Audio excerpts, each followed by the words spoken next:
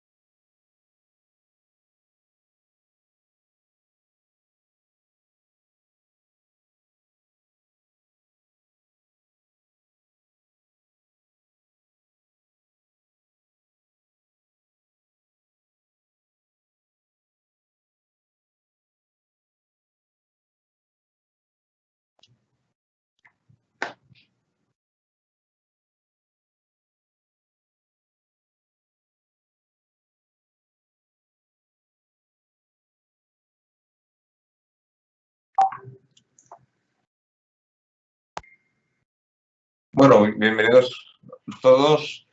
Ya hemos dado un tiempo de cortesía. La jornada es intensa y así que además quedará la sesión grabada, así que cualquiera que lo quiera consultar podrá verlo después en nuestro canal de YouTube. Bueno, hoy hemos planteado una sesión de cierre, de precierre de antes del 31 de diciembre para que tengáis en cuenta cosas que nos afectan a este año y que no tendremos o que cambiarán de cara al año que viene con la aprobación de los últimos presupuestos generales del Estado. Tanto de subir, principalmente las subidas de impuestos. Hay dos impuestos principales que nos afectan en este caso, que es impuestos sobre sociedades y el impuesto de la renta. Para hablar de la renta tenemos a Montse,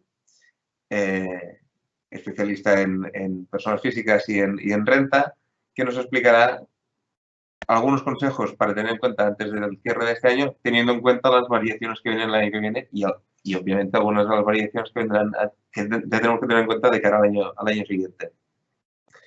Y después, a partir de las 10 más o menos, hablaremos de novedades del impuesto sobre sociedades, ley de prevención del fraude, que se ha aprobado hace poco, aunque es una ley que ya llevaba unos años en stand-by, y lo hará José Manuel Aguilar.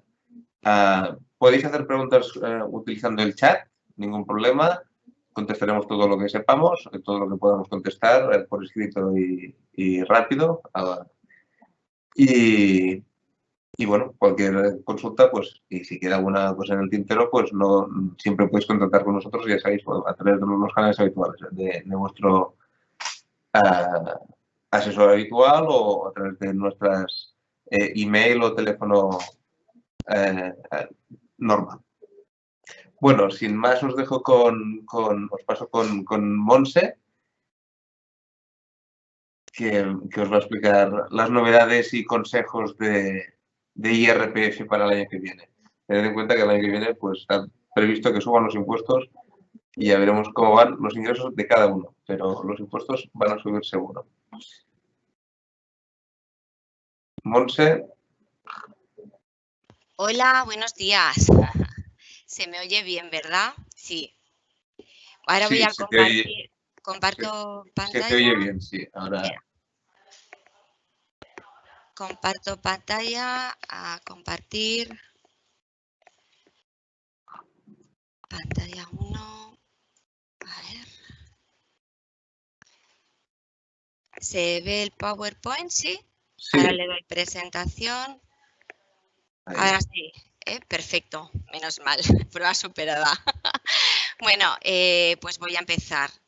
Yo voy a comentar el IRPF para 2020-2021, los efectos de los presupuestos generales del Estado de 2021, los efectos COVID-19 y que se producen en el IRPF y las claves para rebajar el IRPF 2021.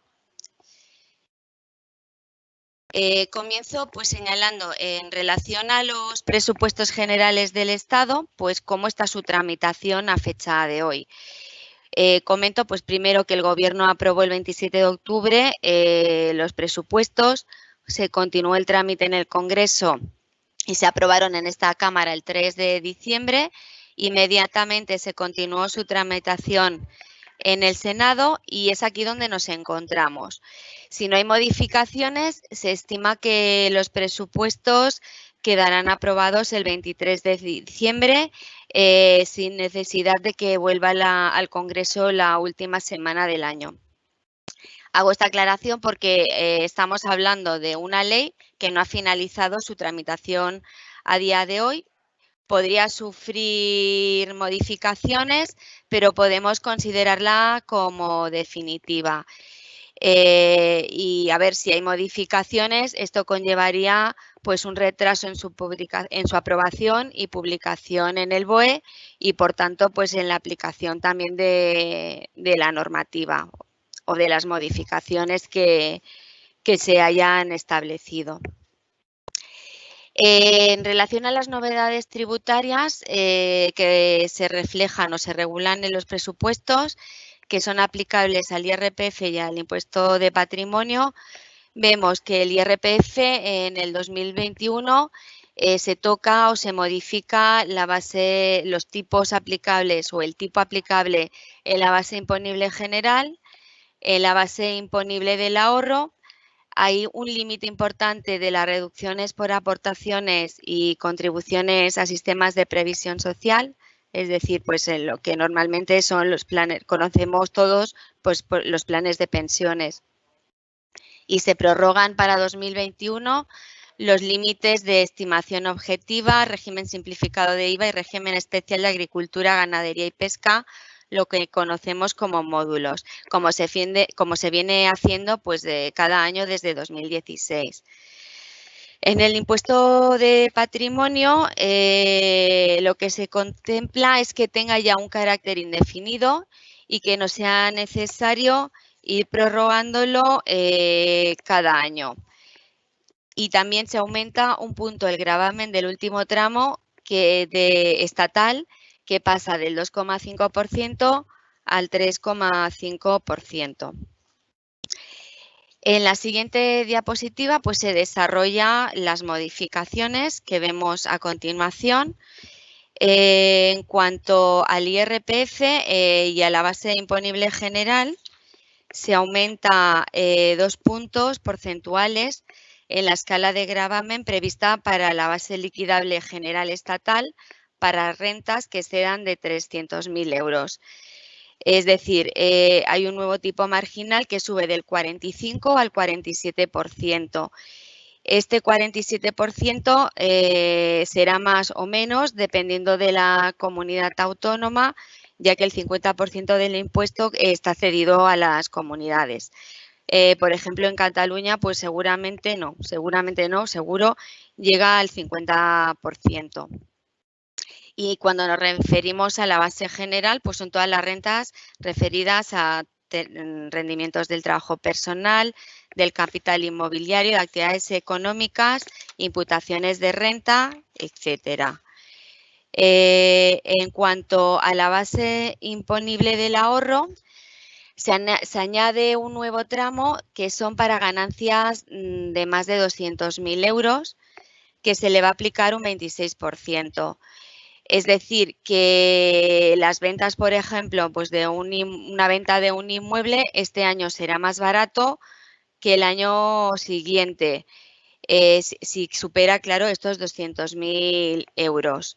Aquí vemos los tramos que, bueno, lo que había hasta ahora eran ganancias hasta 6.000 euros, tributaban al 19%, ganancias entre 6.000 euros y 50.000 euros tributaban al 21% y ganancias entre 50.000 y 200.000 al 23%. Y vemos aquí el nuevo tramo. La ganancia de 200.000, a partir de 200.000, pasará a pagar un 26%, como he dicho. Otro de los cambios importantes que se contempla en los presupuestos es el límite de las reducciones por aportaciones y contribuciones a sistemas de previsión social. Es decir, son el límite conjunto relativo a planes de pensiones, mutualidades de previsión social, a planes de previsión de asegurados, planes de previsión social empresarial y seguros privados. Siempre se ha reducido, el límite de la aportación hasta 31 de diciembre son la menor de dos cantidades, o los 8.000 euros o el 30% de los rendimientos netos de trabajo y de actividades económicas. Y no se puede sobrepasar esos 8.000 euros. Ahora, a partir del 1 de enero del 2021, esos 8.000 euros pasan a ser un límite máximo de 2.000, quedando también el límite del 30%. Luego, para las contribuciones empresariales sí que hay un aumento, es decir, se incrementará en 8.000 euros y será un total de 10.000 euros. Estas son las contribuciones que hacen las empresas para todos sus trabajadores y que normalmente son planes que se externalizan a través de otras empresas que se dedican a esto. En cuanto a las aportaciones que realiza el cónyuge que no tiene, que tiene ingresos inferiores a 8.000 euros, los podía reducir hasta ahora el cónyuge hasta 2.500 euros. Ahora solamente, es decir, se rebaja a 1.000 euros. Por otro lado, sí que se mantiene la reducción adicional máxima de 5.000 euros para primas de seguros colectivos de dependencia satisfechas por la empresa. Y me he ido al anterior, perdón, vuelvo. Hago una nota que la reducción prevista para el caso de seguros privados únicamente será posible cuando tengan la cobertura de riesgo de dependencia severa o gran dependencia con los límites que ya he indicado antes. Pasamos, el punto 4 era la prórroga de los límites de estimación objetiva para el 2021. Paso a la siguiente diapositiva y aquí vemos que quedan prorrogados. Estos volúmenes que aparecen aquí se refieren al 2020. Es decir, que nos basamos, la prórroga siempre es no al inicio, sino a posteriori. Si no se hubieran prorrogado estos límites para el 2021, significaría que, por ejemplo, de los 125.000 euros, que es para operaciones en las que exista obligación de expedir factura, hubieran sido 75.000 euros. Es decir, que si yo hubiera facturado en el año 2020 125.000 euros y no se hubiera prorrogado, este límite, yo hubiera quedado excluida para el 2021. Es decir, que estos límites se basan en los volúmenes de operaciones del año anterior. Y esto significa que durante el año 2021, si no se vuelven a prorrogar, solamente estos volúmenes serían, en vez de 250.000 euros para el conjunto de actividades económicas, excepto agrícolas, ganaderas y forestales, con independencia si existe o no la obligación de expedir factura, de 150.000. Los 125.000, si no se hubiesen prorrogado, serían 75.000. Los del siguiente punto para el conjunto de actividades agrícolas, forestales y ganaderas también serían de 150 y en el siguiente punto también sería de 150 en adquisiciones e importaciones de bienes y servicios. Si no se supera alguno de estos límites, si se supera alguno de estos límites, pues queda excluido de módulos en los años siguientes. Sería 2021, 2022 y 2023.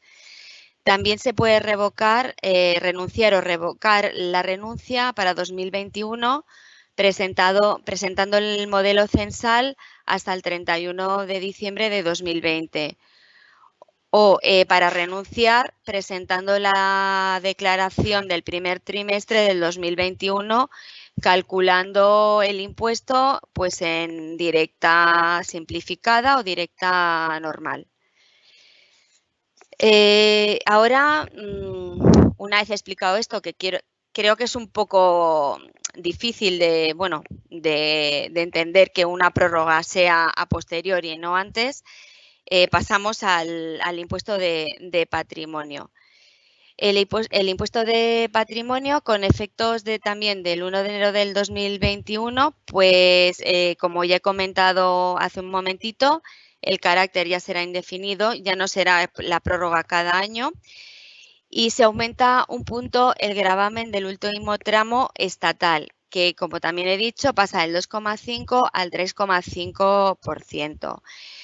En Cataluña, en 2020, pues ya se está aplicando pues la tabla con los porcentajes que se vienen aplicando desde el 31 de diciembre de 2012, con lo cual nosotros aplicaremos la tabla autonómica al igual que otras comunidades que tengan aprobada pues una tabla autonómica propia. En la siguiente diapositiva vemos la tabla, que es la escala de gravamen en el impuesto sobre patrimonio de Cataluña, como he dicho antes, del 31 de diciembre, y la comparamos con la estatal.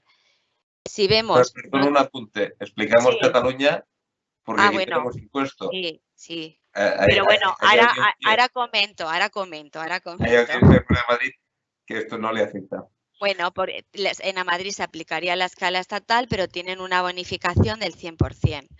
Exacto. Igual, entonces no sería aplicable por el tema de la bonificación. El impuesto es estatal, pero luego cada comunidad tiene la virtud o la potestad, mejor dicho, pues de aplicar bonificaciones, ¿vale? En el caso de Madrid, el 100%. Nosotros pues aplicaríamos para las bases liquidables que aquí se reflejan el tipo aplicable, el que es un porcentaje, el máximo es el 2,75. Las que apliquen la tarifa estatal y no tengan la bonificación, pues eso, del 2,5, ahora se aplicará el 3,5%. Entonces yo pongo una nota que viene en el proyecto de los presupuestos que se comenta, pues que la ministra Montero pues ya ha avanzado que el Ejecutivo pues prevé una armonización en todo el Estado pues de este impuesto que está transferido a las comunidades autónomas para evitar que se produzca la competencia desleal que se viene produciendo pues hasta estas fechas. Ya veremos cómo queda. De momento es lo que hay. Y ya pasamos al siguiente punto, que son los efectos COVID-19 en el IRPF del 2020, con todas las modificaciones que se han ido produciendo pues, durante el año y que bueno, las he resumido pues, en 8 puntos. Empezamos por la obligación a presentar renta por los trabajadores que han estado en ERTE. Normalmente, posiblemente un trabajador no está obligado a presentar renta porque no superaba, al tener solo un pagador, los 22.000 euros o que del segundo pagador no superara los 1.500 euros. Entonces, ¿qué pasa? Que al haber dos pagadores, el límite de 22 se baja a 14.000 y el segundo pagador que supera los 1.500 euros. Esto significa que muchos trabajadores se verán en la obligación pues, de presentar renta porque superarán el límite establecido en renta y también influirá en el resultado de esta porque la retención aplicada será inferior a la que se debería haber aplicado o que se debería, o lo que se debería haber tributado, mejor dicho, porque aplicado está bien. Por otro lado, tenemos los cobros indebidos del ERTE por error del SEPE. Muchos trabajadores han recibido prestaciones por desempleo que no les corresponden porque uno de los motivos es porque se han reincorporado a la actividad y les siguen o les han seguido pagando la prestación. Aquí el efecto en renta se produciría en la obligación de presentar la renta que puede afectar y en tributar por unos ingresos que vamos a tener que devolver y que seguro nos reclamará el SEPE. Por ello, hay que tener en cuenta que se debería comunicar al SEPE el cobro indebido para regularizar la situación. Una sería esta y la otra sería esperar a recibir la notificación del INEM para realizar la devolución de la prestación indebida y presentar una rectificación del IRPF del 2020 en el caso de que la devolución de los ingresos indebidos la hagamos después del 30 de junio del 2021, que es cuando habremos ya presentado la renta del 2020. Otro de los efectos sería la tributación de cómo tributan las ayudas recibidas por los autónomos durante la pandemia. Tenemos las ayudas que se han ido recibiendo por cese extraordinario o ordinario de actividad que tributarán como rendimientos del trabajo, es decir, no se deben incluir en el 130 ni en el 131. Después, las subvenciones o ayudas recibidas de las comunidades autónomas o ayuntamientos tributarán como ingresos de la actividad, ya que van dirigidas a cubrir la disminución de los rendimientos de actividad. Podría darse el caso que alguna ayuda del ayuntamiento, en vez de tributar como ingreso, o sea, como ingreso de la actividad, podría tributar como una ganancia patrimonial, pero que también tributaría en la base general del impuesto.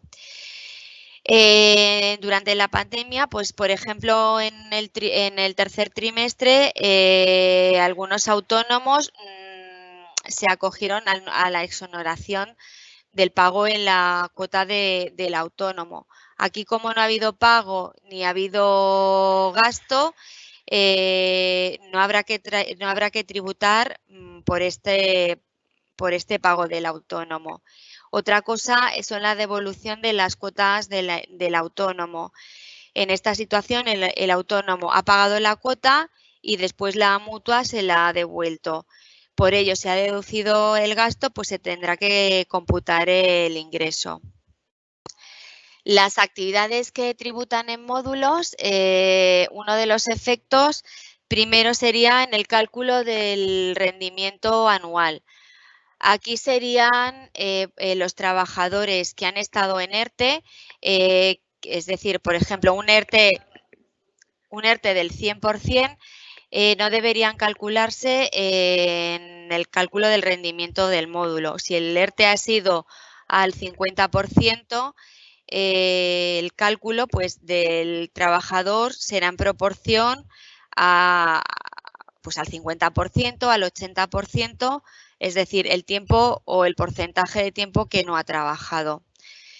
En cuanto a las actividades que han estado obligadas al cierre por el estado de alarma, no tendrán que contarse los días que han estado obligados al cierre. Es decir, ha sido una obligación legal, es una causa objetiva que ha significado que no han podido ejercer la actividad. Por otro lado, las actividades que no han estado obligadas al cierre calcularán su rendimiento como siempre, teniendo en cuenta las incidencias habituales, bajas por enfermedad, consumos, kilovatios, etcétera. Pero en el cálculo de los trabajadores sí que nos pasará lo mismo, que en los que han estado en ERTE 100% no se contarán por el periodo que haya durado el ERTE o en la proporción que le corresponda. Es importante que, vuelvo a insistir, que aquellos autónomos que renunciaron a módulos en el 2020 de forma excepcional a causa de la pandemia si quieren continuar en módulos en 2021, este mes de diciembre tienen que presentar mediante el 036 la revocación de esa renuncia. En el caso de que no se revoque la renuncia, continuarán calculando la actividad en directa durante 3 años. Por otro lado, otro de los efectos sería en la siguiente diapositiva los ingresos de arrendamientos rebajados a causa del estado de alarma, y aquí he recogido pues las respuestas que ha dado la EAT según las consultas que se han hecho.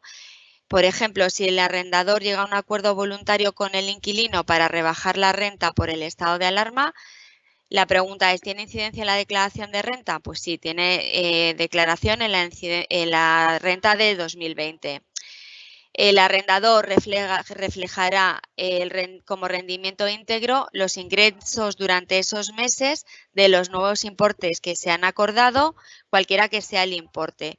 Además, seguirán siendo deducibles los gastos necesarios y no procederá pues, la imputación de rentas inmobiliarias al seguir arrendado el inmueble. Si el arrendador llega a un acuerdo voluntario con el inquilino pues, para diferir la renta por el estado de alarma, también tiene incidencia en la declaración de renta del 2020 y lo mismo que la respuesta anterior. Imputará el rendimiento íntegro de esos ingresos, de esos meses en función de la exigibilidad de los nuevos plazos acordados por las partes. Además, debe tenerse presente que seguirán siendo deducibles los gastos necesarios y no se imputarán rentas inmobiliarias durante ese periodo por seguir arrendado el inmueble. En relación con la reinversión en vivienda habitual, el efecto del estado de alarma, vemos la consulta realizada a la EAT. Bueno, la pregunta es, si me vence el plazo durante el estado de alarma para comprar mi nueva vivienda habitual y reinvertir lo obtenido en la venta del anterior, ¿se amplía el plazo? La respuesta es que sí, que desde el 14 de marzo hasta el 30 de mayo es como que este periodo no hubiera existido y no computa para el plazo de los 2 años. Por otra parte, en el punto 7, ¿cómo me puede afectar el estado de alarma en las deducciones por familias numerosas, por ascendiente con 2 hijos y por discapacidad de descendientes, por ascendientes o cónyuge y deducción de maternidad por madres trabajadoras? Aquí también vemos las consultas de a la EAT y las respuestas de esta. Entonces, la pregunta, si está percibiendo la prestación por cese de actividad para trabajadores autónomos, ¿es posible aplicar las deducciones por familias numerosas, por ascendiente con 2 hijos y por discapacidad de descendientes, ascendientes o cónyuge? Y la respuesta es que si se está percibiendo prestación por cese de actividad, se tendrá derecho a estas deducciones familiares durante los meses en que se perciba la prestación. Al igual que la siguiente pregunta, ¿afecta el ERTE a las deducciones por familias numerosas, por ascendiente con 2 hijos y por discapacidad descendiente, ascendiente o cónyuge? La respuesta en estos casos también es que sí que tendrá derecho mientras se perciba la prestación o el subsidio. En el caso de la deducción por madres trabajadoras, son los 100 euros mensuales por hijo menor de 3 años. En este caso, si está en ERTE 100%, esta deducción no sería aplicable. Si fuera el ERTE pues al 50% y tuviera rendimientos del trabajo, pues sí que sería aplicable. Fundamentalmente esta deducción es para madres trabajadoras, es decir, si no estás trabajando y estás cobrando una prestación del INEM es porque estás en desempleo y no estás trabajando. En el siguiente En el siguiente punto pasamos a hablar por los donativos al Tesoro Público para la financiación de los gastos ocasionados por la crisis sanitaria provocada por el COVID-19. Durante el año se aprobó pues, una cuenta para hacer donativos para el tema del COVID. Entonces, se ha regulado una deducción que hasta los primeros 150 euros es una deducción del 80%. Del exceso de estos 150 euros se aplicará un 35% de deducción. Hemos repasado aquí pues los efectos de las medidas que se han ido aprobando durante el año en la renta del 2020 y ahora pasaríamos a ver las claves para rebajar el IRPF en 2021. Lo primero que comentamos pues, son las aportaciones a los planes de pensiones. Aquí, como cambia radicalmente a partir del 1 de enero del 2021, convendría valorar si hacemos antes del 31 de diciembre pues alguna aportación al plan de pensiones, porque podríamos, aportando la cantidad máxima o el 30, o sea, la cantidad máxima sean los 8.000, pero ya habíamos comentado que es la mínima de dos, los 8.000 o el 30% de los rendimientos netos de trabajo y de actividades económicas. Pues teniendo en cuenta esto, deberíamos valorar pues esta aportación, que sería más beneficioso para las rentas más altas, para cuando no necesitáramos ese dinero para otros asuntos, ya que aportándolo al plan de pensiones ese dinero queda cautivo pues hasta que no se produzca la contingencia o hayan pasado más de 10 años desde que se ha hecho a partir de 2015 la aportación al plan de pensiones y que haya base general de renta para reducir las aportaciones. La base general pues está formada por, como ya había comentado, por rendimientos del trabajo, de actividades, imputaciones de renta, etcétera. También es importante las aportaciones a favor del cónyuge porque también podrían reducir pues, hasta el 31 de diciembre en 2.500 y también convendría valorar. En el siguiente punto comentamos el rescate de los planes de pensiones. Aquí, aquí hay que valorar y hay que hacer números, pues si nos conviene o no nos conviene rescatar el plan de pensiones, de si necesitamos ese dinero o no lo necesitamos, de si podemos aprovechar la reducción del 40% si tenemos rentas aportadas antes del 1 del 1 del 2017. Para rentas que se han aportado a partir del 1 del 1 del 2007, para estas aportaciones a partir del 1 del 1 del 2007, esta reducción ya ha desaparecido. Es importante... Perdona, un apunte, no está relacionado directamente con este impuesto. Sí. Parece que la pestaña o la utilidad de preguntas y respuestas no está habilitada. Creo que han hecho alguna actualización y nos lo han desactivado. Si queréis hacer alguna pregunta, podéis enviar un email a gce@gce.group y a partir de aquí os las trasladaremos y os contestaremos. Perdona, no sé. No pasa nada. Entonces, aquí para las aportaciones que se han hecho antes del 1 del 1 del 2007, esta aplicación, o sea, esta reducción será del 40% siempre y cuando se recuperen en forma de capital.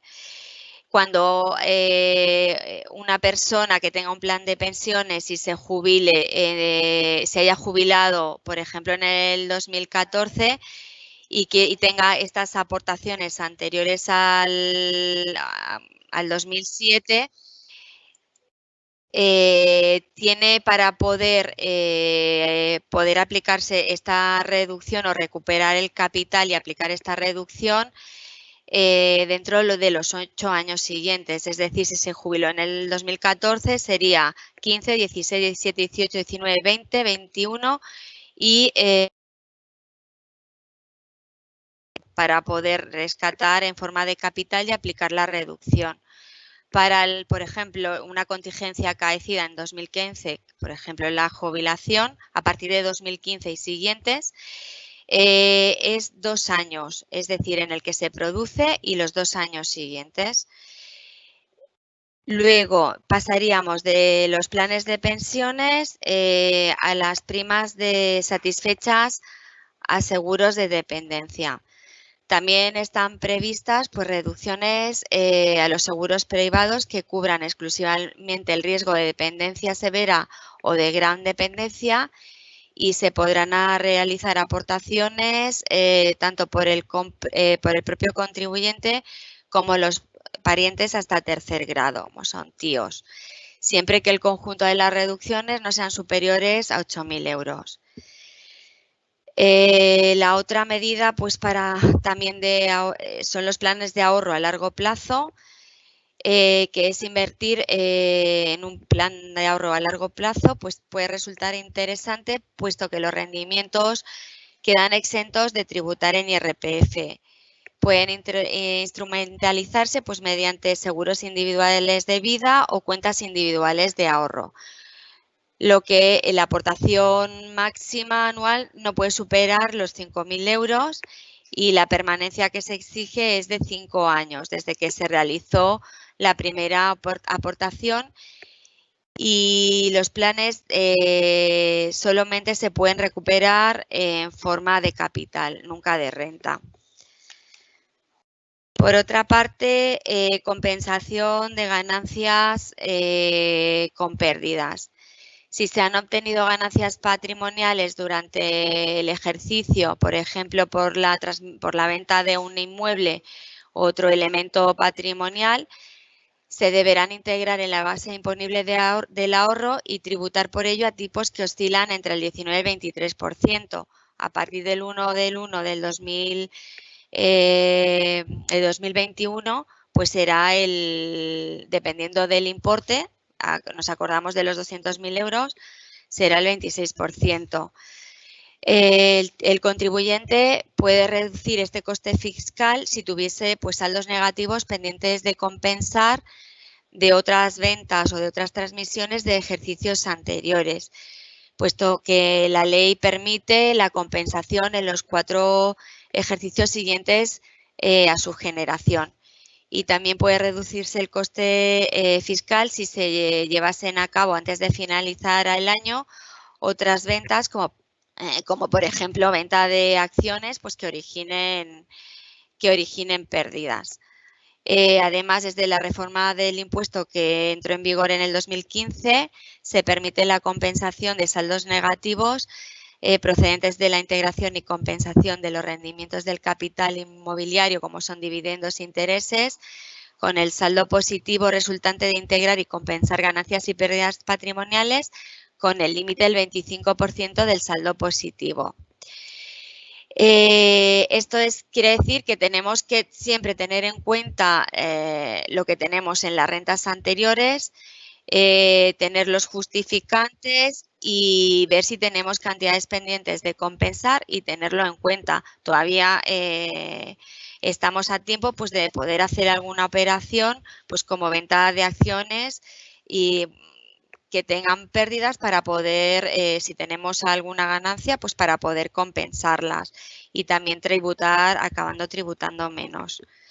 Por otro lado, los beneficios aplicables a mayores de 65 años, la ley establece pues, la posibilidad de aplicar los siguientes beneficios fiscales. Que queda exenta la tributación sin ningún tipo, o sea, sin necesidad de reinvertir, pues la plusvalía generada por la transmisión de la vivienda habitual para contribuyentes mayores de 65 años. y teniendo en cuenta que vivienda habitual es aquella en la que se ha residido durante un periodo de al menos 3 años. Por otro lado, por la venta de otros elementos patrimoniales que no sean vivienda habitual, puede quedar exenta la ganancia patrimonial limitada a 240.000 euros, siempre y cuando se reinvierta en una renta vitalicia a su favor. En el 2020, que he puesto yo, se entiende paralizado. Vale, lo mismo, el cómputo de lo que habíamos comentado antes, que queda paralizado el plazo de 14 de marzo a 30 de mayo, que corresponde al estado de alarma. En el punto 7 comentamos pues, la deducción por inversión en vivienda habitual. Podíamos aprovechar para hacer la aportación máxima y poder deducirnos el máximo. Esto significa 9.040 euros de base máxima de capital e intereses y seguros obligatorios para rentas conjuntas y 9.040 para cada cónyuge en rentas individuales. Esta deducción puede llegar al 15% y en Cataluña puede llegar al 16,50% si se cumplen ciertos requisitos a 31 de diciembre, como es ser menor de 32 años, que la unidad familiar esté incluido algún menor, etcétera.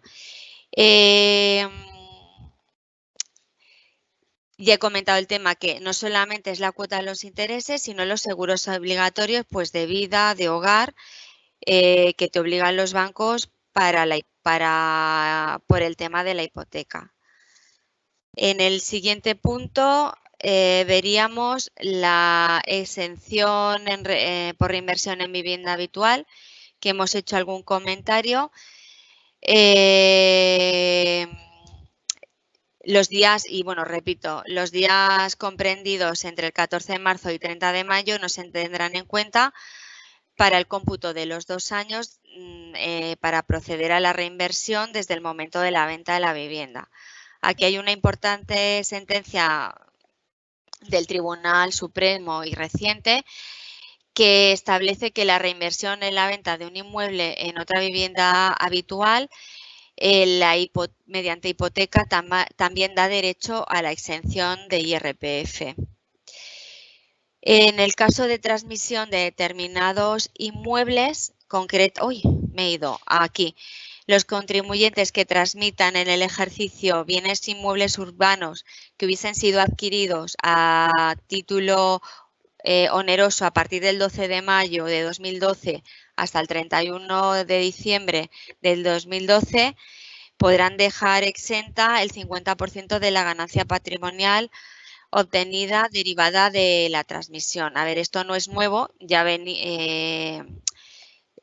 lleva tiempo en renta, pero conviene recordarlo. A título oneroso, es decir, que haya una compra-venta, por ejemplo, no que sea una donación o una herencia. Que estos inmuebles se hayan recibido del 12 de mayo al 31 de diciembre, pues hemos recibido una donación. Si procedemos a la venta, pues no se dejará el 50% exento. En el siguiente punto, la deducción por alquiler de vivienda habitual. Esta deducción se suprimió a partir del 1 del 1 del 2015 para contratos que se firmaran a partir de esa fecha. Pero los contratos anteriores, cumpliendo ciertos requisitos y que la base imponible sea inferior a los 24.000 euros, pueden seguir disfrutando de la deducción, que es un 10,05%. Recordamos que también son aplicables en las diferentes comunidades autónomas deducciones por este concepto y con diferentes requisitos en cada comunidad y que tampoco son iguales con los requisitos estatales. Por otro lado, en el punto 11, pues contribuyentes que perciban ingresos de alquiler, es decir, que tengan inmuebles alquilados, esto ya también hemos hecho comentario, pues deben declarar los ingresos obtenidos y tributar por ellos como rendimientos de capital inmobiliario. Aquí tenemos, a ver, un momentito. Y declararemos las rentas obtenidas de los alquileres y tendremos que tener en cuenta pues todos los gastos, los intereses que pagamos de hipoteca por la compra del inmueble, gastos de comunidad, tasas y tributos estatales, la amortización del inmueble sobre la construcción, perdón, sobre la construcción y los gastos que hemos tenido en la compra del inmueble, saldos de dudoso cobro, servicios profesionales, etcétera. Conviene tenerlos todos para no dejarnos nada. Y para el arrendamiento de vivienda habitual, para arrendamientos de acuerdo con la ley de arrendamientos urbanos, para más de un año, que sea la vivienda permanente del arrendatario, podrán aplicarse una reducción, un 60% sobre el rendimiento obtenido. Es decir, de los ingresos menos gastos le aplicaremos el 60%, lo que quiere decir que tributamos solamente el 40%. Aquí también es importante una reciente sentencia del Tribunal Supremo, de la sentencia 1312/2020 del 15 de octubre, sobre la reducción del 60% del rendimiento en viviendas alquiladas y que no se han declarado. Viene a decirnos que aunque no la hayamos autoliquidado, no se haya autoliquidado ese arrendamiento o haya diferencias entre ingresos y gastos y el rendimiento sea diferente al que nosotros hemos autoliquidado, en el momento en que nos requieren, pues nosotros estamos declarando el alquiler y los gastos y por lo tanto consideran que es aplicable la reducción del 60%. En el punto 12, deducción por donativos. Pues aquí tenemos las donaciones que podemos realizar antes de finalizar el año a fundaciones, asociaciones, ONG que desgravan en el IRPF. Las cantidades donadas a fundaciones y asociaciones declaradas de utilidad pública, el 10%. Después, por donativos a entidades sin fines lucrativos, se reducirá el 75%. Se reducirá el 75% de los 150 euros primeros donados y del 30% del resto del importe que supere esos 150. Este último porcentaje del 30 será el 35 en caso de donaciones plurianuales, es decir, que sean donaciones recurrentes, que se hayan realizado en años anteriores. También nos encontramos en el punto 13, deducciones, se me ha ido, por donativos o por afiliación a partidos políticos, que aquí se podrá deducir por las cuotas pagadas el 20% con un límite de 600 euros anuales.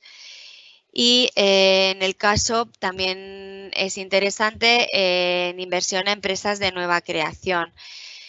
Es decir, invertir en proyectos de emprendedores también para pagar menos en IRPF. Los contribuyentes pues, podrán deducir el 20% de la cuota del impuesto de las cantidades satisfechas en el periodo pues, por la suscripción de acciones o participaciones en empresas de nueva o reciente creación, siendo la base máxima de deducción de 50.000 euros anuales.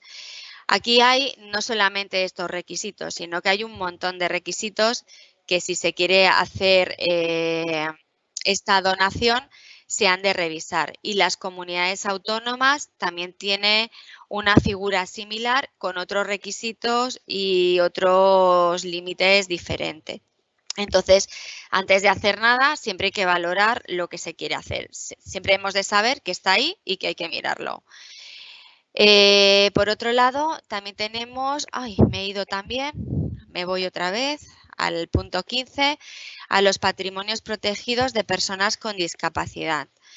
Aquí las aportaciones a los patrimonios protegidos de las personas con discapacidad realizadas por el cónyuge o por parientes en línea directa colateral hasta tercer grado o quienes lo tuvieran a su cargo en régimen de tutela o acogimiento darán derecho a deducir la base imponible del aportante con el límite de 10.000 euros anuales.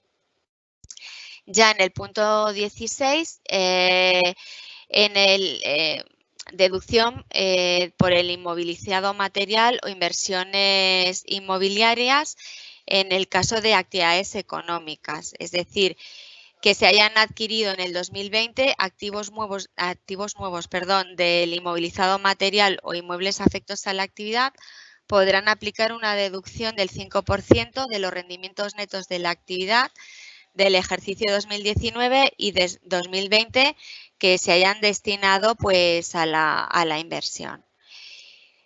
Y finalmente, pues ya estos son un resumen general. Seguro que me he dejado algo, seguro que algo no me he explicado a veces muy claramente, pero bueno, estamos aquí pues para aclarar las dudas, pues para mirar los supuestos o los cálculos que queráis hacer y nada, gracias por vuestra atención. Muchas gracias, Monse. Como os he dicho, no funciona la aplicación para hacer las preguntas a través de Teams, pero que si queréis hacer cualquier tipo de consulta, lo podéis hacer por email.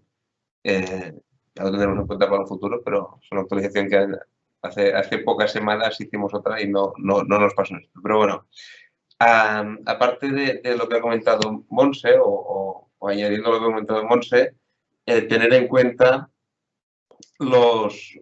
si alguien que cobra o vive de rentas y una parte de las rentas son dividendos o rentas de capital inmobiliario o han vendido un inmueble o tienen previsto vender algún inmueble, tener en cuenta que este año todavía está el límite del 23%, están en los 200.000 euros. A partir del año que viene subirá. Es decir, porque si alguien tiene previsto cobrar dividendos, pues quizá le interesa más adelantar este cobro. Pues habrá que ver cada situación, a ver si se puede ser un cobro de dividendos contra reservas o tiene que ser un cobro de dividendos del ejercicio, a cuenta del ejercicio.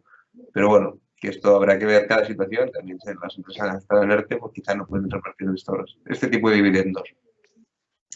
Aparte de eso, también hay que comentar que aquellos autónomos societarios que hayan podido recibir o recuperar esos pagos de más realizados a la Seguridad Social durante los primeros 2 años que han podido gozar de la bonificación después de esta última sentencia, tendrán que o tienen que arreglar o volver a presentar modificando la renta de los ejercicios en los que estuviera afectado por esa bonificación. Es decir, si me pude aplicar la bonificación en 2018 y lo he recibido ahora, pues la renta de 2018, seguramente de 2019 y posiblemente de 2017 tendrán que volver a presentarse, interrumpiendo el periodo de prescripción, que no pasa nada. Si toda la renta es correcta, no va a haber ningún problema, lo único que alargamos los plazos. Muy bien. Pues si en todo caso, como había este problema, si sale alguna cuestión, la dejaremos para el final, podéis enviar el mail y lo trasladaremos a Monse o os lo contestaremos al final de la ponencia. Ahora pasamos con José Manuel a hablar de las novedades de impuestos sobre sociedades. Nos hemos pasado un poco de tiempo, vamos a ir lo más rápido posible, pero es importante que también quede todo bastante claro. José Manuel, ¿estás por aquí? Hola, buenos días. Permitirme que comparta mi pantalla, a ver si soy capaz. ¿Se ve? ¿Veis, sí. ¿Veis mi pantalla? Correcto. Perfecto. Todavía Bueno, no la ven en pantalla, pero ahora sí. Ahora sí. Estupendo. Buenos días a todos. José Manuel, perdona, tienes que compartir la otra pantalla. Esta no nos... ¿La otra pantalla? Sí, sí. Dame a F5. A ver.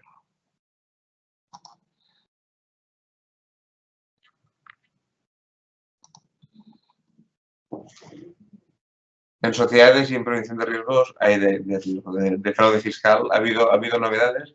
Lo de fraude fiscal hace 2 años que estaba ahí pendiente. Ahora, dale F5 ahora. No, pues, Sí, le acabo de dar. Pues, no sé si... Pues espera, dale F5 otra vez. Y en lugar de hacerlo así, dale abajo a modo presentación. No sé por qué te está saliendo en este formato.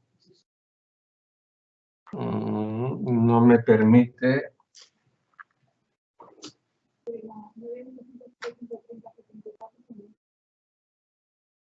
No veo finalizar presentación. A mí es que me ocupa la pantalla completa, Jaume, con lo cual no veo esta opción que me indicas de... no sé si se ve así. Bueno, vamos a hacerlo así. Si no lo veis, tenemos la presentación, podemos mandar la presentación o resolver cualquier duda directamente cuando nos veamos o nos llaméis o nos hagáis la consulta por email. Vale, perfecto. Bueno, pues yo voy a continuar con la imposición directa, que, bueno, con el hermano menor del IRPF que ha comentado la compañera Monse, que es el impuesto sobre sociedades. Hermano menor, por lo menos, en cuanto a recaudación.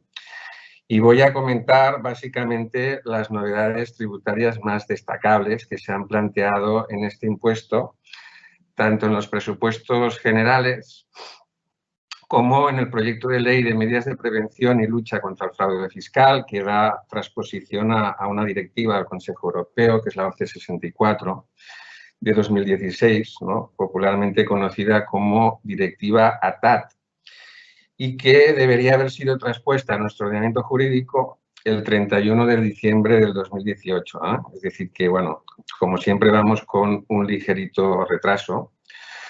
Yo, sobre esta directiva antifraude, les tengo que decir que, bajo mi punto de vista, es un fraude en sí misma y en casi toda su extensión, por paradójico que pueda parecer, porque, como luego veremos, lejos de plantear medidas antielusivas, lo que aquí se propone son medidas con una clara incidencia recaudatoria. Luego hablaremos de ella. Entonces, en lo que respecta a las novedades contempladas en los presupuestos generales en el ámbito del impuesto sobre sociedades, yo creo que en síntesis se han cumplido los pronósticos que ya se habían anunciado en los presupuestos fallidos del 19, pero con una versión, yo diría, un poquito más descafeinada o más digerible, ¿no? En primer lugar, lo que se plantea es una modificación del apartado 1 del artículo 16 de la ley en relación con la limitación de la deducibilidad fiscal de los gastos financieros netos, que, como sabéis, son deducibles con el límite del 30% del beneficio operativo del ejercicio. Yo creo que, bueno, una de las señas de identidad y uno de los rasgos distintivos más característicos y endémicos del impuesto sobre sociedades es su aversión a la deuda. El impuesto sobre sociedades castiga cara a la pared a las empresas que están excesivamente endeudadas y siempre, tradicionalmente, ha planteado trabas a la deducibilidad fiscal de las cargas financieras, y cuando se ponen de manifiesto entre parientes o entre partes vinculadas, pues ya ni les cuento. Antiguamente, no sé si recordarán, había una regla de subcapitalización o una regla de corrección monetaria que se aplicaba a transmisiones de inmuebles, donde aparecía, pues, un coeficiente técnico que penalizaba fiscalmente el endeudamiento excesivo de las empresas. Bueno, hay quien atribuye esta vocación del impuesto a un carácter tuitivo y conservador. Yo, como soy muy criticón, pues creo que obedece más bien a injerencias de tipo político y a necesidades presupuestarias de los gobiernos de turno. Lo cierto es que desde la perspectiva microeconómica de las empresitas españolas, la aversión a la deuda yo creo que es infundada. En sí misma, la deuda no tiene por qué ser mala. Si yo tengo un proyecto de inversión con una rentabilidad de un 10% y el coste de la deuda asociada a ese proyecto es del 5%, pues esto querrá decir que por cada euro de deuda yo estoy ganando aquí 5 céntimos, ¿vale? Es decir, que en determinados casos la deuda no solo no es mala per se, sino que incluso puede ser rentable. Esto es lo que los economistas llamamos factor de apalancamiento financiero, al que yo aludo siempre que tengo ocasión. Pero bueno, como les digo, de todo esto el impuesto sobre sociedades no entiende nada, ni quiere saber absolutamente nada, porque es un impuesto averso a la deuda y es por ello que en el artículo 16 que ahora reforman, pues plantean esta limitación a la deducibilidad de los gastos financieros. Ya sabemos que es un precepto que no nos quita el sueño a ninguno de los aquí presentes, porque bueno, no actúa hasta el 1.000.000 de euros y no se pierde el exceso de los intereses pudiendo deducirse en los ejercicios posteriores sin ningún límite ni temporal ni cuantitativo, ¿vale?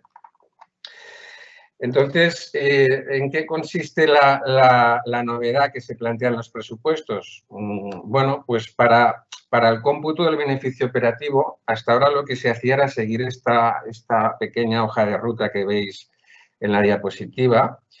Eliminábamos la amortización del inmovilizado, la imputación de subvenciones de inmovilizado no financiero, quitábamos deterioro y resultado por enajenaciones de inmovilizado y adicionábamos los ingresos financieros de participaciones en instrumentos de patrimonio, siempre que se correspondían con dividendos o participaciones en beneficios de entidades con un porcentaje superior al 5%, o bien que tuvieran un valor de adquisición superior a 20 millones de euros. Esto es, de alguna manera, es lo que tenemos en la normativa actual. Bueno, pues ahora lo que plantean los presupuestos es quitar ese supuesto habilitante de 20 millones de coste de adquisición y dejar únicamente el requisito del 5%, de modo y manera que si yo, por ejemplo, si tenemos unos dividendos de una empresa participada cuyo coste de adquisición es 24 millones, pero que representa el 4% del capital social, pues esos ingresos financieros no se adicionan al beneficio operativo, ¿vale? ¿Esto es bueno o es malo? Bueno, fijaros que si el límite es menor porque dejo de adicionar partidas a ese beneficio operativo, la cantidad que voy a poder deducir yo por este concepto también va a ser menor, lógicamente. Luego, esta medida pues, supone a todas luces una restricción adicional a la deducción fiscal de los intereses, por este concepto. ¿De acuerdo?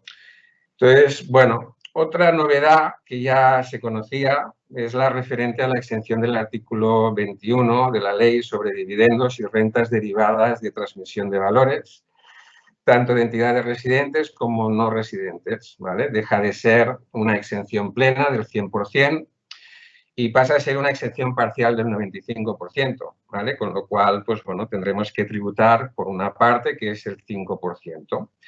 Y esta es un poco, yo creo que la clave de bóveda y el producto estrella de estos presupuestos a nivel tributario. Aunque, bueno, en opinión de la ministra, esta medida pues, es una pequeña nimiedad irrelevante, ¿no? Que afectará a pocas empresas, 1.700, que representan un 0,12% de las de más de 1,5 millones, ¿no? Que tenemos aproximadamente en nuestro país. Entonces, aquí esta medida, esta reducción del 5%, no resultará aplicable cuando los dividendos sean percibidos por una entidad cuya cifra de negocio en el año anterior sea inferior a 40 millones de euros. Pero siempre y cuando se cumplan una serie de requisitos leoninos, tan leoninos que yo incluso diría que es que dejan inoperante esta previsión legal que se ha hecho, porque lo que nos plantean es el cumplimiento coetáneo simultáneo de 3 requisitos. En primer lugar, que la entidad no tenga la consideración de entidad patrimonial. La sociedad patrimonial, este concepto, es un término polisémico con muchas acepciones lingüísticas. Nosotros, los fiscalistas, debemos acudir a la definición prevista en el artículo 5.2 de la ley, que nos da la definición de entidad patrimonial como aquella en la que más de la mitad de su activo está constituida por valores o no está afecto a una actividad económica, ¿vale?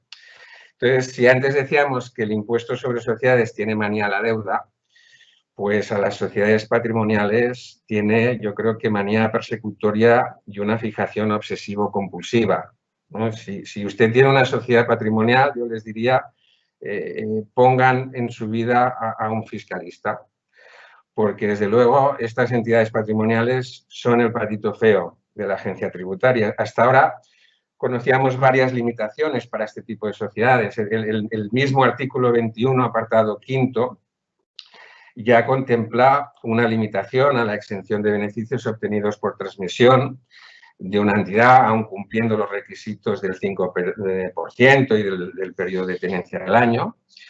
También conocíamos restricciones y limitaciones a la hora de compensar bases imponibles en sociedades patrimoniales. Sabemos que no le resulta de aplicación el tipo irlandés del 15% de gravamen relativo a sociedades iniciáticas del 29.1 de la ley. Tampoco gozan de incentivos fiscales de empresas de reducida dimensión, ni pueden acogerse al régimen especial de tenencia de valores.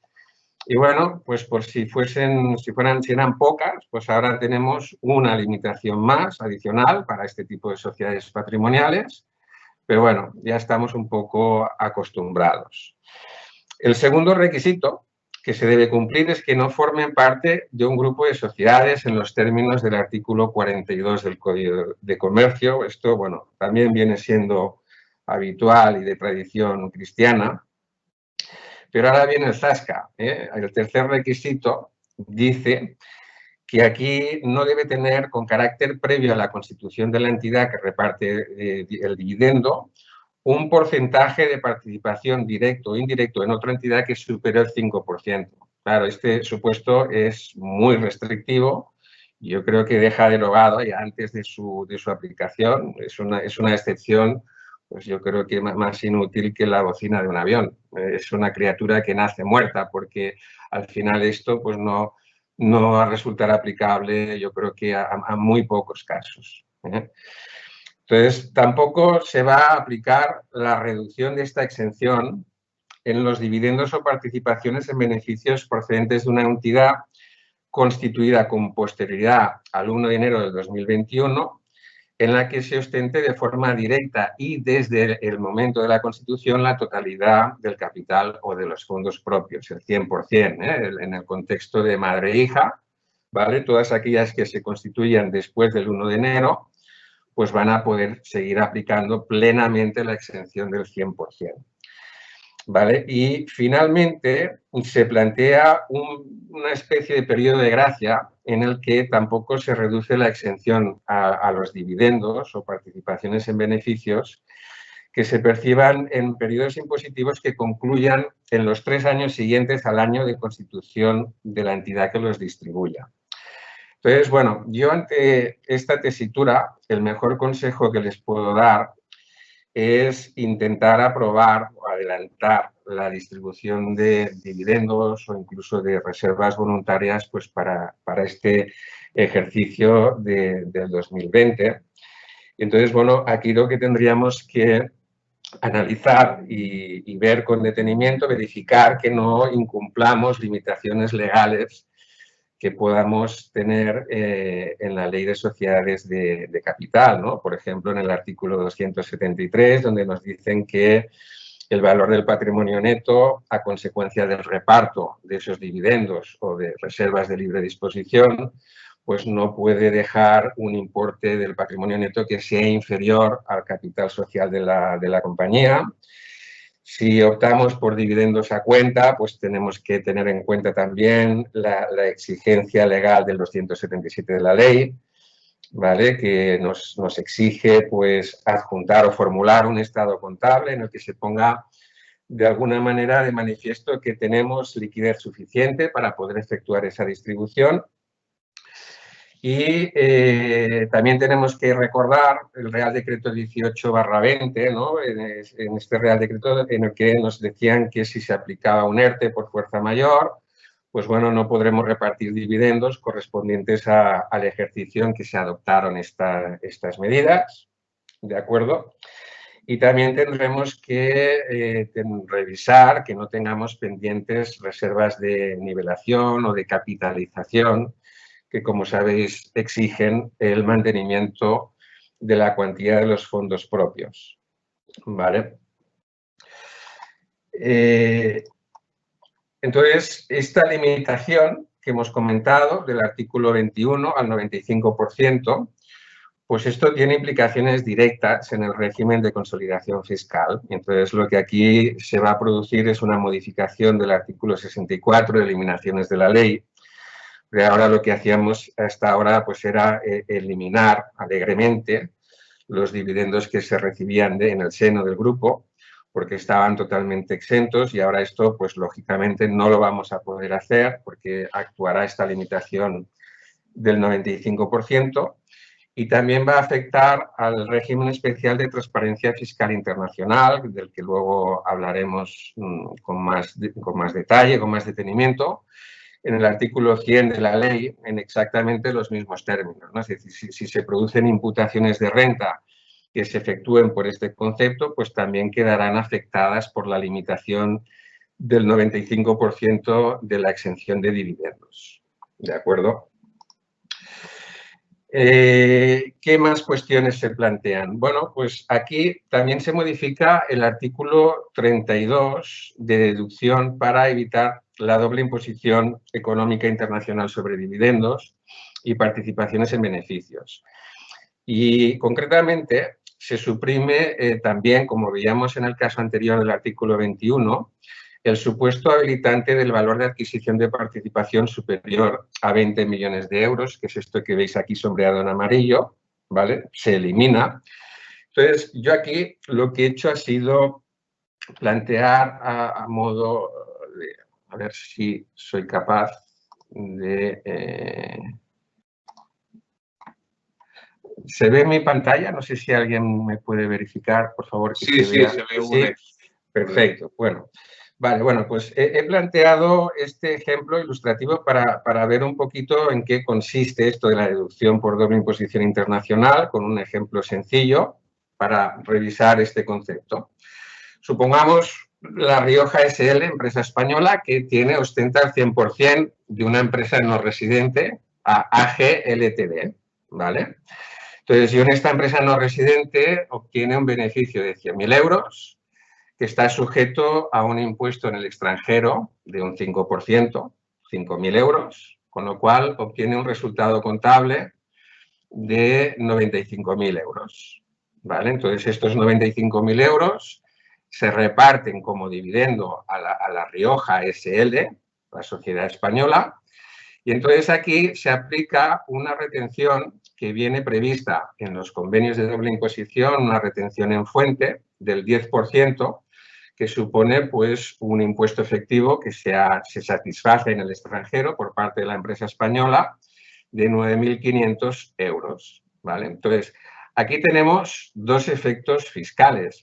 El que está sombreado en amarillo es el que haría referencia al artículo 32 de la deducción por doble imposición de carácter económico, y esta de aquí que tenemos en color rojo es la que hace referencia al artículo 31, deducción por doble imposición de carácter jurídico. ¿De acuerdo? Entonces, la empresa española puede aplicar deducción por los dos conceptos. Por los 5.000 euros y por los 9.500 euros. Para aplicar sobre los 5.000 euros se tienen que cumplir una serie de condiciones, que son estas tres que aparecen aquí. La primera es que la empresa española se integre en la base imponible los 5.000 euros con un ajuste positivo, extracontable, que tendrá la consideración de diferencia permanente. Y hasta ahora se exigía que la empresa española tuviera más del 5% y que el coste de adquisición fuese superior a 20 millones de euros, ¿vale? Y que la tenencia fuese de al menos un año con carácter ininterrumpido.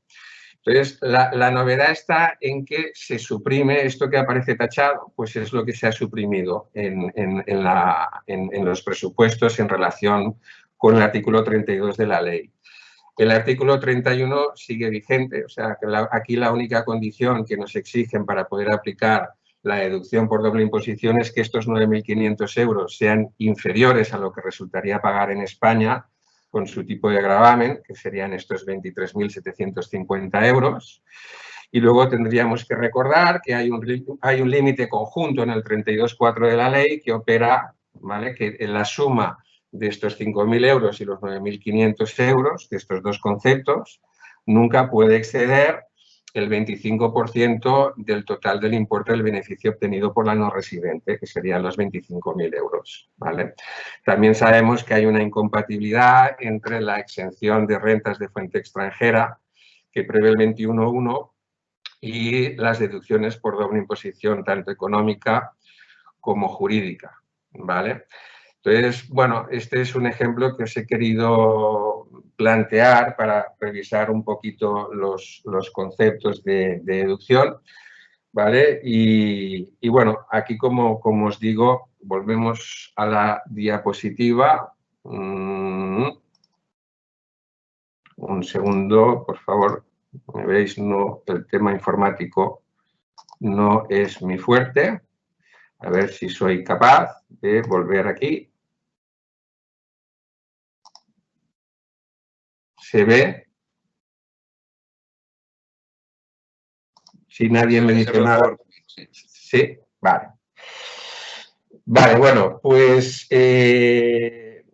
aparte ya y para concluir ya con este tema, lo que han planteado también es un régimen transitorio en los presupuestos que actúa tanto para los cambios del artículo 21 como para los cambios del artículo 32 de la deducción por doble imposición. Y es que, digamos que aplicarán el régimen fiscal establecido actual en dichos artículos según proceda, siempre que cumplan el resto de requisitos previstos en ellos durante un periodo de gracia, que es el comprendido entre los periodos impositivos 2021 a 2025, ambos incluidos. Y finalmente también se ha planteado una tributación mínima del 15% para las sociedades cotizadas de inversión inmobiliaria, las SOCIMIs, en los beneficios no distribuidos a sus socios, que como sabéis, bueno, pues tiene una regulación específica en la Ley 11/2009, con lo cual la modificación pues no se va a plantear en el impuesto sobre sociedades, ¿vale?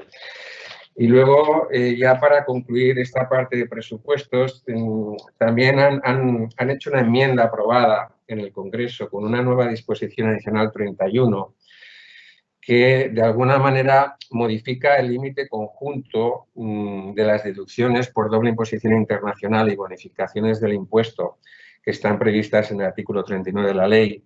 Lo que han hecho aquí, yo no voy a entrar en detalles porque es una cuestión muy técnica, pero lo que plantean es un nuevo supuesto de ampliación del límite general al 50%, al que ya teníamos, que va a operar cuando el importe de las deducciones previstas en el artículo 35 o 36 que se correspondan con gastos e inversiones efectuadas en el propio periodo impositivo, pues exceda del 100% de la cuota íntegra minorada, ¿de acuerdo? Entonces, ya con esto pasaríamos a comentar las novedades en el impuesto sobre sociedades que se han planteado en este proyecto de ley de la transposición de la directiva antifraude, que como ya les decía, pues para mí de antifraude tiene más bien poco. Como sabéis, la Ley de Modificaciones Estructurales, la Ley 3/2009, establece 5 modificaciones estructurales que son transformación, fusión, escisión, cesión global de activo y pasivo, y finalmente la más bella de todas ellas, que es el traslado internacional del domicilio social. Esto que veis aquí en la diapositiva, que está sombreado en amarillo con estos símbolos misteriosos, es una palabra en japonés que significa sayonara, que traducido al cristiano significa esto, hasta luego Lucas. Es decir, el traslado de domicilio internacional es cuando yo me cojo las maletas y me voy con viento fresco, ¿vale? Abandono la residencia fiscal y abandono el Reino de España. Entonces, ¿qué ocurre cuando esto sucede? Bueno, el artículo 19.1 de la ley prevé que en caso de pérdida de residencia fiscal en España, la sociedad tiene que integrar en su base imponible la diferencia entre el valor de mercado y el valor fiscal de sus elementos patrimoniales. Esto es lo que conocemos como impuesto de salida. Es decir, que el mero hecho de irnos del Reino de España pues, supone la liquidación de facto sobre las plusvalías latentes que debemos liquidar en los 25 días siguientes a los 6 meses posteriores al cierre de la hoja registral. Entonces, hasta ahora, con la normativa actual, la cuota tributaria resultante, digamos que podía ser objeto de aplazamiento hasta la fecha de la transmisión efectiva a terceros, ¿no?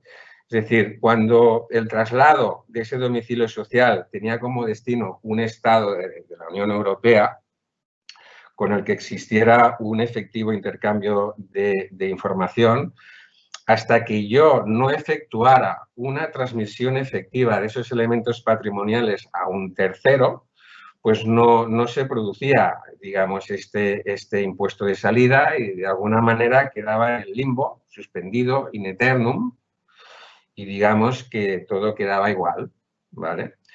Entonces, en este proyecto de ley antifraude se prevé que en los traslados a la Unión Europea la cuota tributaria no podrá ser aplazada, sino que únicamente se podrá fraccionar por quintas partes iguales. Es decir, aquí ya no se va a interrumpir o no quedará supeditado a la transmisión efectiva a un tercero, sino que el devengo del impuesto, la liquidación del impuesto, se tendrá que producir sí o sí y en todo caso, ¿vale? Seguirá siendo de aplicación el régimen de devengo de intereses de demora y constitución de garantías, aunque para la constitución de garantías se requiere la existencia justificada de indicios racionales de que el cobro de la deuda pues, puede verse por algún motivo frustrado o gravemente dificultado. Con lo cual, si usted se quiere marchar con viento fresco, tendrá que pasar por caja sí o sí, con independencia, como les digo, de la transmisión efectiva a terceros.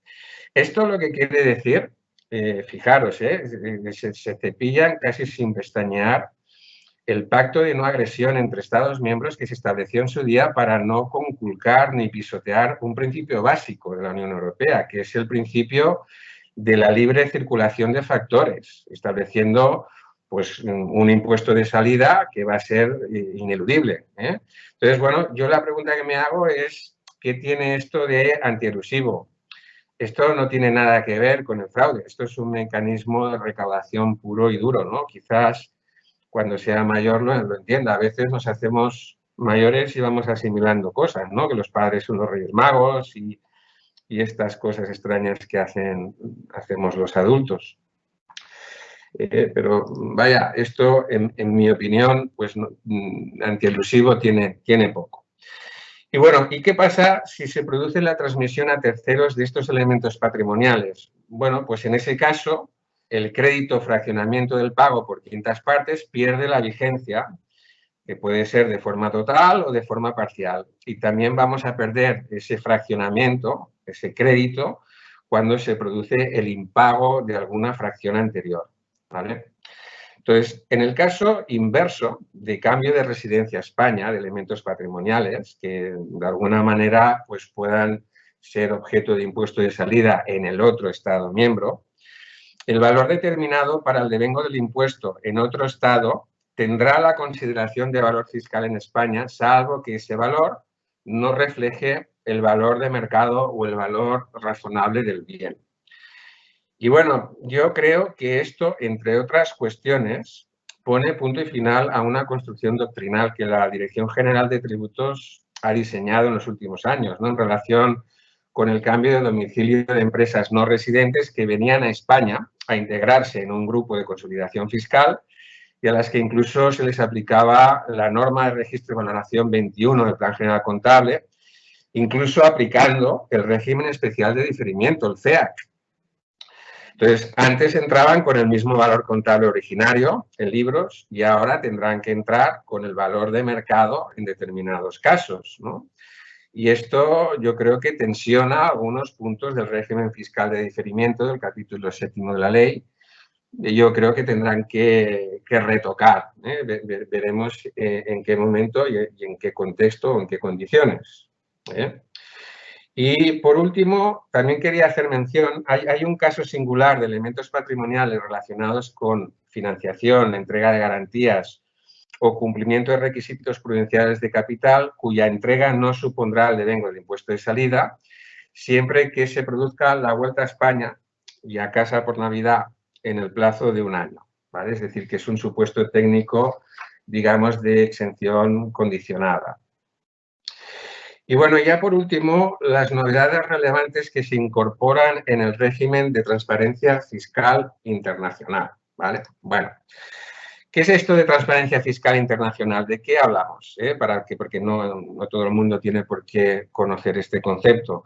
La transparencia fiscal internacional es un régimen tributario especial que se aplica en España, tanto a contribuyentes de IRPF como a entidades que tributan por el IES, que pretende evitar que se evite el pago de impuestos mediante interposición de sociedades en territorios de escasa o nula tributación o que de alguna manera tengan una carga impositiva ostensiblemente inferior a la española. De manera que, bueno, determinadas rentas y en determinadas circunstancias, los rendimientos económicos obtenidos con estas sociedades ubicadas en territorios de baja tributación, pues se van a imputar directamente a sus socios residentes, como si los hubiesen obtenido ellos directamente sin mediación de esta sociedad interpuesta. Esta es un poco la idea, la filosofía. Entonces, aquí se han planteado modificaciones de gran calado, significativas, en este régimen que viene regulado en el artículo 100 de la ley y que básicamente son las siguientes. En primer lugar, se amplía el ámbito objetivo a las rentas no empresariales obtenidas a través de establecimientos permanentes en el extranjero que hayan soportado un gravamen de naturaleza idéntica inferior al 75% del que correspondería en España. Y en particular se incluyen dos nuevas rentas de carácter no empresarial. Por un lado, las procedentes de actividades de seguros, crediticias, operaciones de arrendamiento financiero y otras actividades financieras realizadas con entidades no vinculadas, excepto cuando la actividad pueda considerarse como empresarial. Y por otro lado, las operaciones vinculadas con no residentes o establecimientos permanentes en las que estos últimos añadan pues, un valor económico escaso o nulo. Entonces, en relación con las rentas de actividades crediticias, financieras, aseguradoras y de prestación de servicios realizadas, ¿vale? Pues aquí la inclusión será obligatoria si las operaciones con terceros no suponen al menos 2/3 del total de los ingresos de esta entidad participada. Esto hasta ahora era objeto de imputación solamente si excedían del 50%, ¿vale? Con lo cual, pues, el cambio está en el incremento a las 2/3 partes, que son el 66% en lugar del 50%, ¿de acuerdo? Y ya para acabar, en relación con las entidades holding, bueno, aquí se incluyen dos medidas relevantes encaminadas a la inclusión de dividendos obtenidos a través de dichas entidades. Hasta ahora se exigía la imputación de ciertos tipos de renta de la entidad participada cuando se alcanzaba un determinado porcentaje y la entidad participada pagaba un impuesto inferior al 75% del que correspondía aquí en España. Esto es lo que nos cuentan en el artículo 100.1 de la ley. No obstante, en la normativa actual, los dividendos y plusvalías no se imputaban, y bueno, yo aquí hablo un poco en pretérito, aunque esto no está vigente todavía, como saben, está la modificación, pero esto no se imputaba cuando derivaban de una participación de al menos el 5% que se poseía durante al menos un año, siempre que obviamente existieran y pudiéramos acreditar la concurrencia de medios materiales y humanos suficientes y la entidad participada no tuviera de nuevo la condición de entidad patrimonial. Entonces, ahora se elimina esta excepción y con lo cual pues, los dividendos y rentas derivadas de la transmisión se van a tener que imputar siempre y en todo caso, así como suena y sin anestesia. Entonces, el régimen vigente viene exigiendo la imputación de todas las rentas de la entidad no residente cuando ésta no disponga de una organización de medios materiales y humanos. Y en el caso de dividendos y rentas derivadas de transmisión, pues esta imputación no se realizaba, como acabo de comentar. Pues este requisito se elimina ahora, es una excepción que queda fuera de la ecuación, por lo que si la entidad participada no tiene organización de medios materiales y personales adecuados, pues se deberá imputar todas las rentas, incluyendo dividendos e incluyendo rentas derivadas de la transmisión. Y ya el remate final, que para mí es la guinda del pastel, esto ya es para nota, porque la transposición de esta directiva antifraude, que se tenía que hacer, como ya les comentaba, con fecha de tope 31 de diciembre del 2018, vamos con 2 añitos de retraso, pues ahora resulta que nuestros legisladores vienen con prisa y, de acuerdo con la disposición final cuarta, quieren establecer que estas modificaciones tengan efectos retroactivos para los periodos impositivos iniciados a partir del 1 de enero del 2020 y que no hayan concluido antes de la entrada en vigor de esta ley. Es decir, como siempre, la polémica está servida y que no falte la polémica. Y que a nosotros los fiscalistas, pues bueno, la inspiración nos pille trabajando, ¿no? Como Picasso. Ya veremos, porque aquí se pueden plantear vicios de inconstitucionalidad por retroactividad impropia. Esto es una posibilidad que se está apuntando en todos los foros. Yo, bueno, no soy especialista en esta materia. Tengo mis dudas porque el artículo 28 de la ley dice de una forma clara y solemne que el impuesto se devengará el último día del periodo impositivo, con lo cual yo creo que esto sí que se puede hacer extensivo a los periodos que se hayan iniciado a partir del 1 de enero y que no se hayan concluido antes de la entrada en vigor, pero bueno, veremos a ver cómo queda esta historia. Doctores tiene la Iglesia. Y bueno, yo hasta aquí les he intentado enfocar única y exclusivamente las novedades que se han planteado en este impuesto sobre sociedades. Hay muchos más aspectos que afectan a otros impuestos, que afectan al procedimiento tributario, a la Ley General Tributaria. Yo espero que les haya sido de interés. Siento si he sido en algún momento, que seguro que sí, soporífero.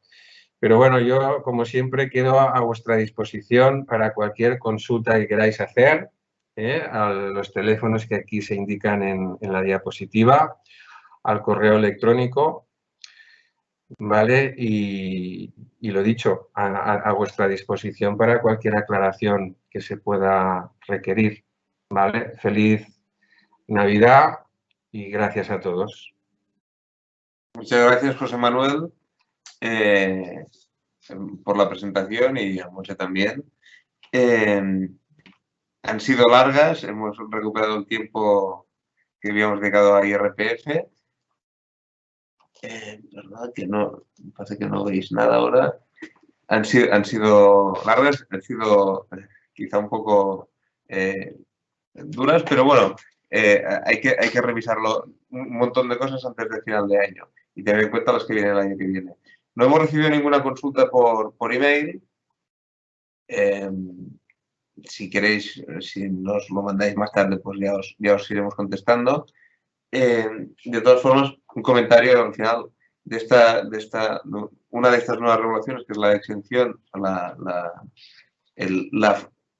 la tributación del 5% sobre el dividendo recibido, que antes estaba totalmente exenta, esta deducción, es tributar un 1,25 en cada uno de los pasos. Quiere decir que si una corporación tiene 5 sociedades hasta la matriz y va repartiendo dividendos, va dejándose un 1,25 en cada uno de los pasos intermedios que va haciendo. No parece mucho, pero claro, si es una sociedad matriz dependiente directa, pues es un 1,25 que antes era un 0, pero si hay 5 sociedades intermedias, pues es 1,25 más 1,25 más 1,25 y bueno, suma, ¿no? Y una cosa que era 0, pues ahora se tributa. Bueno, no sé si queréis hacer algún comentario más de última hora, José Manuel, Montse. Y si no, pues lo dejaremos por... No. Muy bien. Pues... Navidad, eso sí que yo no lo he dicho, lo dejaremos hoy aquí por hoy y cualquier cosa estamos a vuestra disposición en el mail, los teléfonos y en las líneas de contacto habituales que tengáis con nosotros. Muchas gracias y espero que os haya servido de interés. Queda poco para final de año, quedan todavía un par de semanas, pero bueno, todavía se puede hacer alguna cosa para ahorrar algo o prevenir lo que sea. Una cosa importante, después de toda esta exposición, seguramente más de uno se ha quedado con ganas de me voy a ir a Andorra, a Malta o a Portugal. Bueno, son opciones que están sobre la mesa, pero tenéis que pensar también si realmente queréis ir a estos destinos, porque hay que ir a vivir realmente allí. Ya la Generalitat y la Administración Tributaria están poniendo medios para ver quién dice que va a vivir, pero realmente no vive allí. Y está viviendo aquí, tiene todos sus intereses aquí. No es muy fácil, o parece muy fácil, pero después no es tan sencillo. Pero bueno, esas son opciones que también podemos estudiar. Muy bien, pues nada más y cualquier cosa a vuestra disposición. Gracias. Vale, muchas gracias. Adiós. Adiós. Hasta luego.